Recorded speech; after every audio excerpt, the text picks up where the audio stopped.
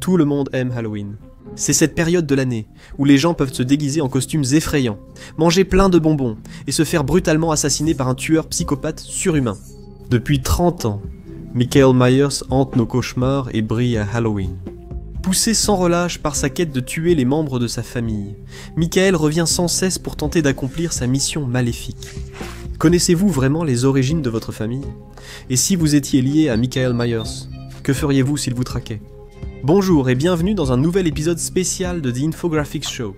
Aujourd'hui, nous allons vous confronter au célèbre tueur d'Halloween, Michael Myers.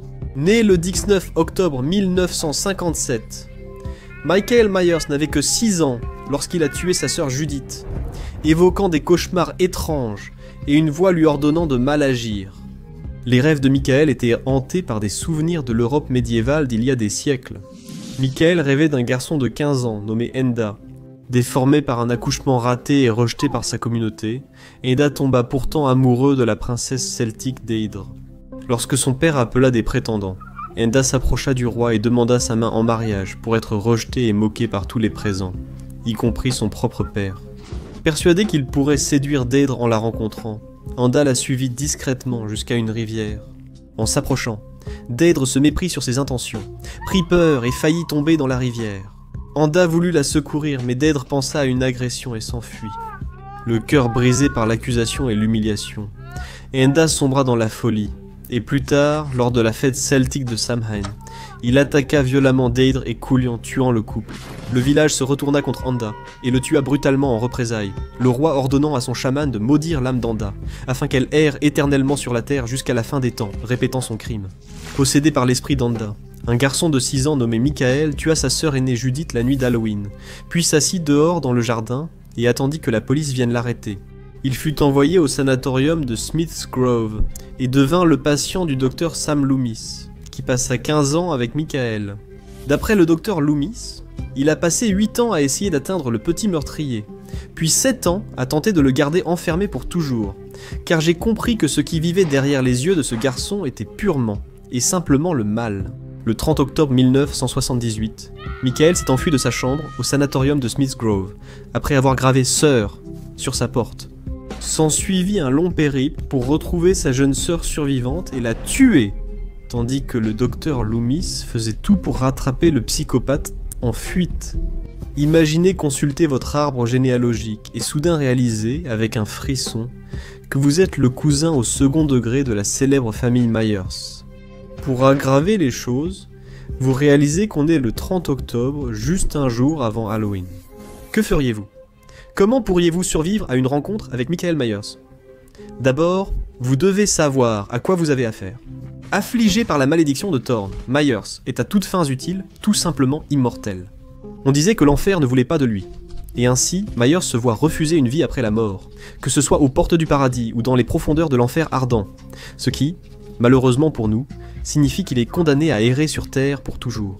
Mais Michael n'est pas seulement immortel, il possède aussi une force surhumaine, capable de soulever des hommes adultes d'une seule main, ou d'enfoncer ses pouces dans le crâne de quelqu'un.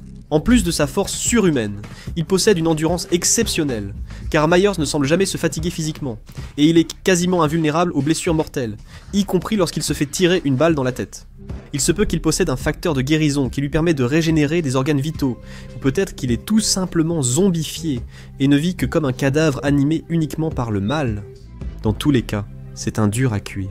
Et si tout cela ne suffisait pas, Myers possède également la capacité extraordinaire de se faufiler mieux que le plus accompli des voleurs de bijoux internationaux, ce qui rend impossible de le surprendre et fait de vous la personne qui risque de se faire surprendre. Donc, comme vous l'avez peut-être appris dans certaines de nos vidéos précédentes, choisir votre champ de bataille est souvent la clé qui fait la différence entre la vie et la mort.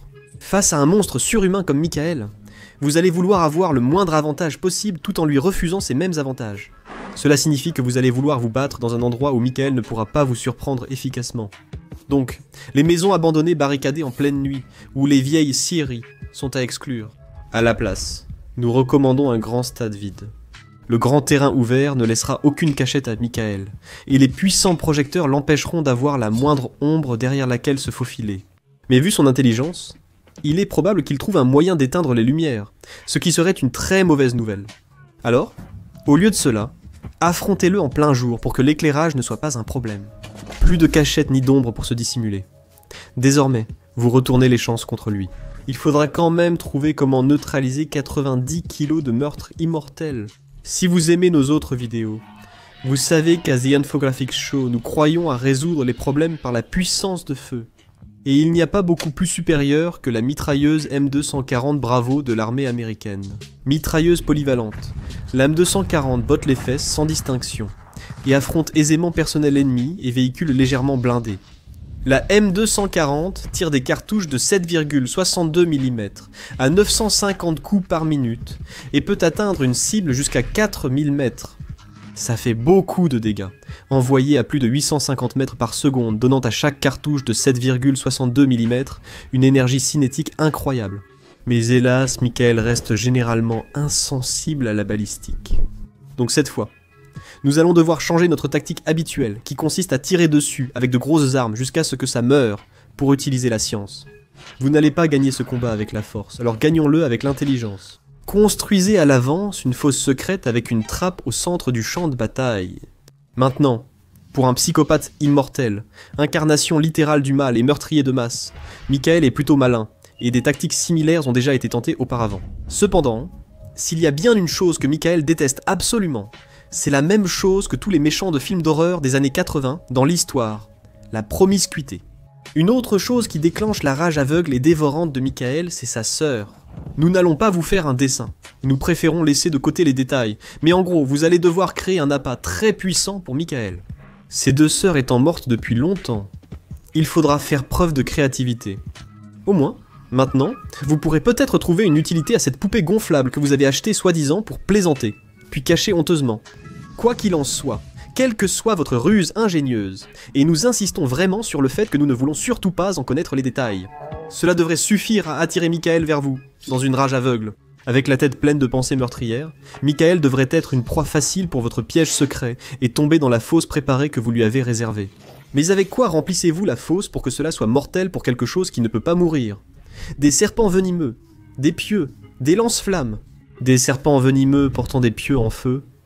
C'est là que la science vient à la rescousse. L'acide fluoroantimonique est l'un des acides les plus puissants connus de l'homme. Avec un pH de moins 31,3, il est 100 000 milliards de fois plus puissant que l'acide gastrique. Et non, ce chiffre n'est pas inventé. Il est si puissant qu'il doit être stocké dans des récipients spéciaux, car il rongerait une bouteille en verre ainsi que la table dessous. Vous voyez où cela mène.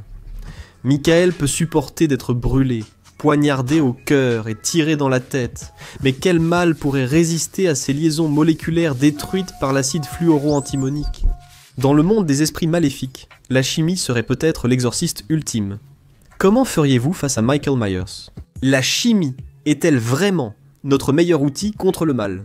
N'oubliez pas non plus de regarder notre autre vidéo, vous contre Freddy Krueger. Merci d'avoir regardé. Et comme toujours, n'oubliez pas d'aimer, de partager et de vous abonner. À la prochaine.